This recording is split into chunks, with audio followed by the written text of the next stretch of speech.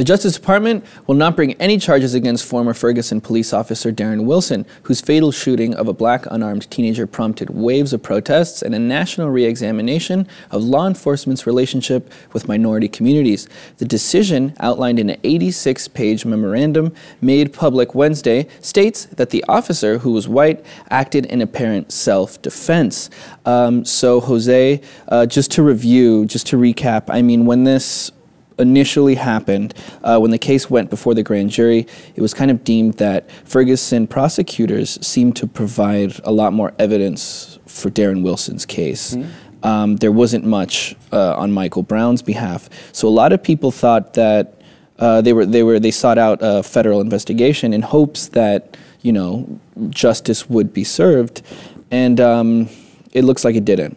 So they came to the same conclusion that it was indeed self-defense. Here's what the family had to say. Of course, they're extremely upset about everything. Here's what they said. They said, "We received disappointing news from the Department of Justice that the killer of our son wouldn't be held accountable for his actions. While we are saddened by this decision, we are encouraged that the Department of Justice will hold the Ferguson Police Department accountable for the pattern of racial bias and profiling they found in their handling of interactions with people of color. It's our hope that through this action, true change will come, not only in Ferguson, but around the country. If that change happens, our son's death will not have been in vain."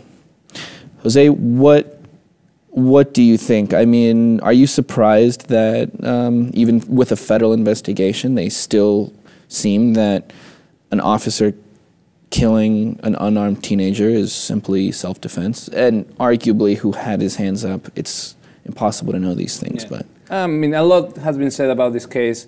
It is a very saddening thing that no matter how high these investigations get, how the level that these investigations are performed at, we see that the status quo is being protected. Yeah, we saw the unrest and the protests that this case brought to the streets of Ferguson. We saw the hurt and the pain that these minority communities experience after this, and we see it repeatedly in other communities, in other incidents that might not be as covered in the media. But the thing is, the lid is open. I don't think what the people have seen, it cannot be unseen. I think we are aware of this pattern of racial profiling. We've seen these practices in the police departments that are unfair to certain groups. So I think that regardless that the investigation didn't brought any responsibilities for this action, I think that we as a community have a better understanding of what is going on and how to organize ourselves and to prevent this from happening again by civil actions. Yeah.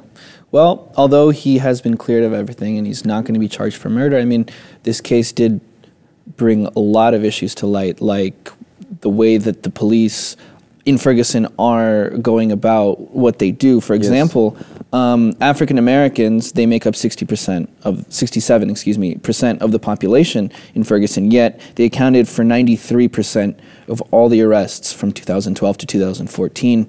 Another report presents evidence that the courts also engage in racial bias. Blacks are 68% less likely to have their cases dismissed by a judge, which is outrageous. I mean, I think that fact in itself sums up all the root of the problem.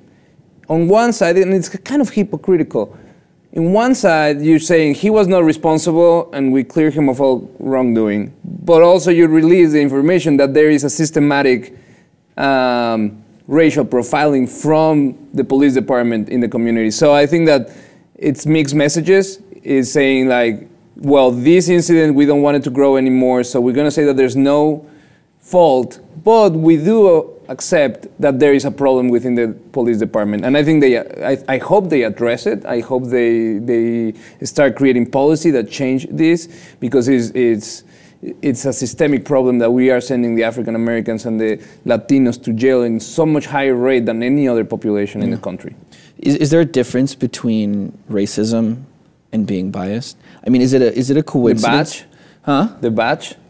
Bias? Oh, yeah. That is the difference, Like the difference is that because there's some individuals with a badge that decide if you're a criminal or not, maybe with bias, maybe with basis, maybe without basis. I think that is the problem. I think that there is enough evidence to show that some of these communities are being targeted. Well, Michael Brown was stopped in suspicion of theft, right? Yes. And let's be honest, there's bias there. I mean, if it was a nerdy-looking white guy in a suit, he wouldn't have gotten stopped. And it's like 67% of all the cases are less likely to be overturned if you're black. And it's like, that's not a coincidence. That is racial bias, which is racism. And we know that this wouldn't have happened if he was of another color. I mean, it goes, you can't even argue that at this point. You can't argue that, but there's reasons that why this is happening.